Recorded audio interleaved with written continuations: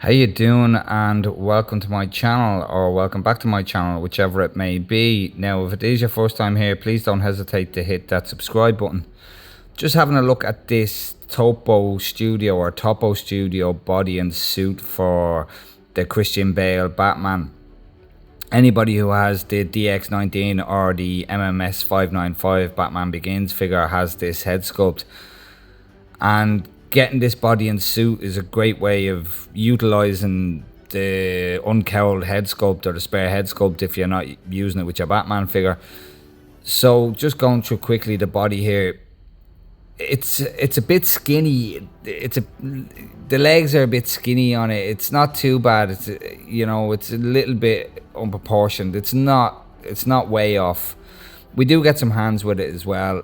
If I just grab these two here, hopefully you can see on camera that they are actually two different colors, and this one here for some reason has an unpainted ring on it, which is ridiculous. I don't recall Bruce Wayne wearing any rings on his fingers, so it seems as though Topo just grabbed a bunch of spare hands that weren't specific for this figure and just threw them in the box, because they're not the best at all. Even in between the fingers you can see there's a bit of the mold, a bit of flash off the mold is still on them.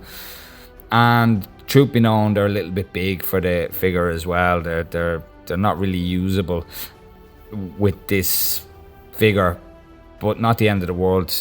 But anybody who has this head sculpt, this is a great way of utilizing it, of using it. I'm just gonna pop it on the body there and show you how it looks as standard, and there we go. And first thing you're gonna notice, guys, is there's no neck. He has absolutely no neck with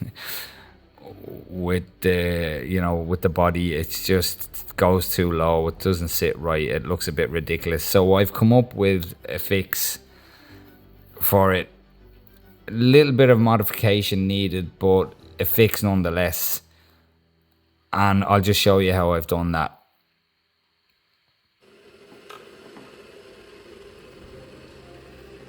So the kettle has just boiled, and I'm just gonna pop in some boiling hot water into this bowl. There we go.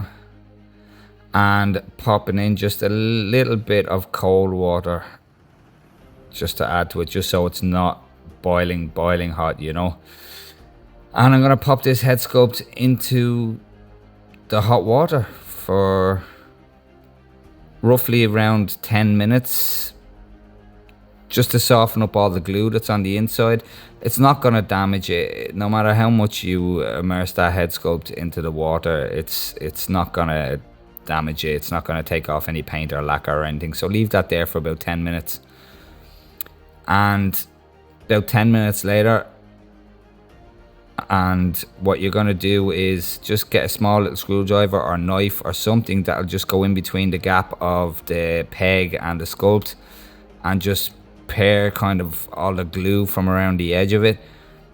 Now, it should be soft enough that there's no damage going to happen. It should be quite pliable.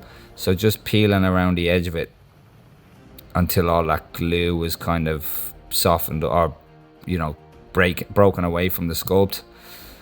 And then a small little pliers, little needle nose pliers. I'm doing it from the back here just in case there's any issues happen, but there's not going to be any issues, but just in case, just twisting it there, just to kind of break that glue away. It takes a bit of effort to pull it out now, but there you have it there. Out comes the neck piece.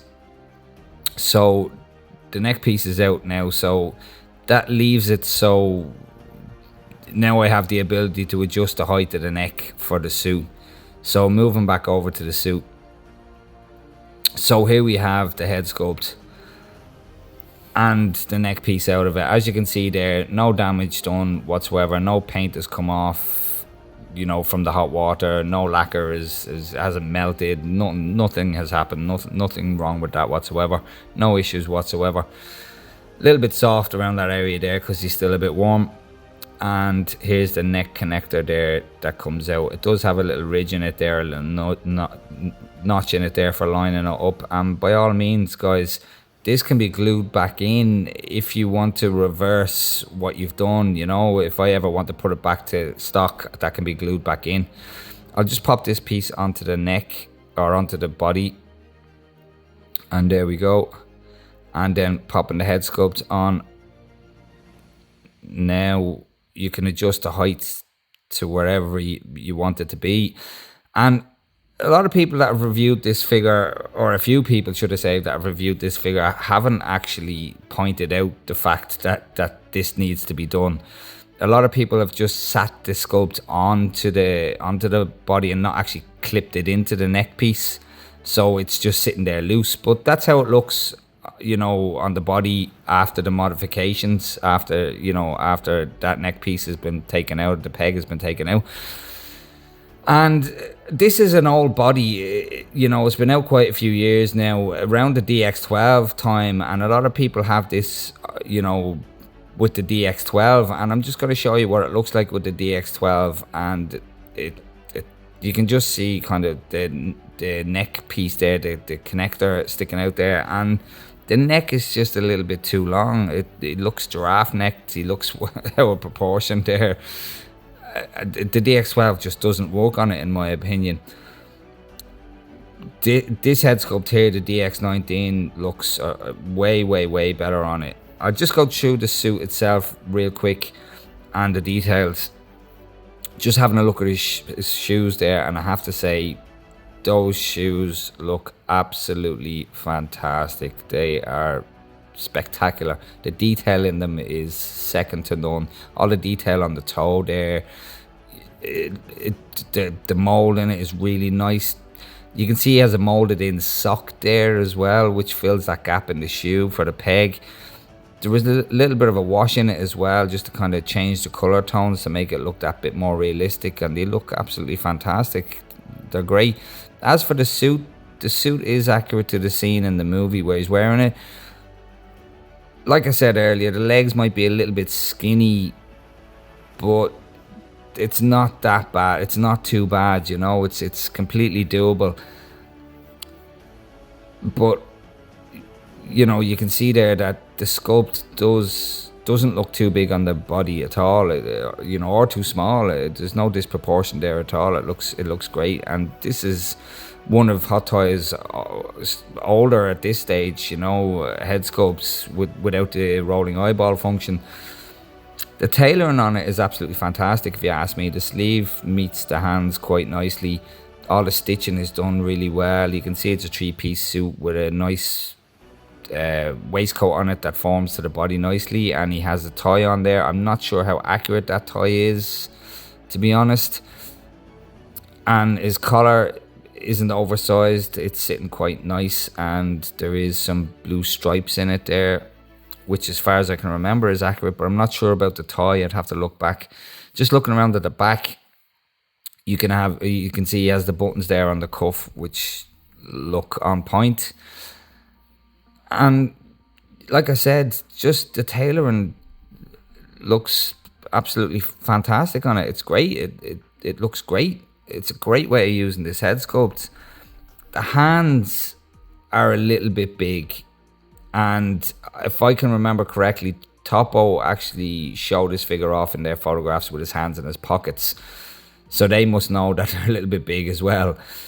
As you can see there, they're just a type. They're not the hands for this body. They were just thrown in.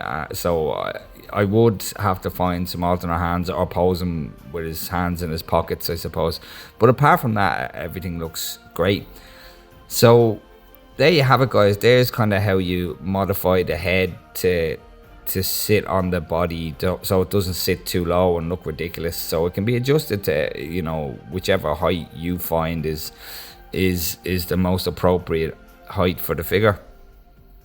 Not crazy modification, just stick it in a bit of hot water and pull that peg out, and it just makes all of the difference. So that's pretty much how you modify it. I'm going to do a side by side now and just show you the before and after. And as you can see here, on the left we have the before, and on the right we have the after, and the difference is night and day, guys. The difference is absolutely night and day. You can see that he has no neck whatsoever on that before image, and on the after, as I'm doing there, you can adjust it to whatever height you feel is the appropriate height for him without having an unstable head sculpt. That head sculpt is solid on there. It's not coming off, it's not falling off. There's, you know, it's just as solid as it would be. And just for height comparison, guys, just put him beside the DX19 just to show you that the body is in proportion. It's not too small a body as a lot of third-party bodies do be. It's pretty spot on if you ask me. So they will absolutely stand beside each other on the shelf, you know, and not look disproportionate to each other, which is, you know, which is great. So there we go. Obviously this figure is marginally shorter than the DX19, but if you account for the boots he'd be wearing when he's wearing his bat suit, he would be a little bit taller than when he's just in a regular suit as Bruce Wayne. So to me, the height size is pretty spot on. So there you have it, guys. Please do hit that like and subscribe button if you like this kind of content. And I'm just going to leave you with some photographs of him there with the hands in the pockets, which looks way better if you ask me. And, you know, takes away from that, you know, out of scale look of his hands. So yeah, there you go, guys. Thanks for watching and take care. And like I said, please do hit that like and subscribe.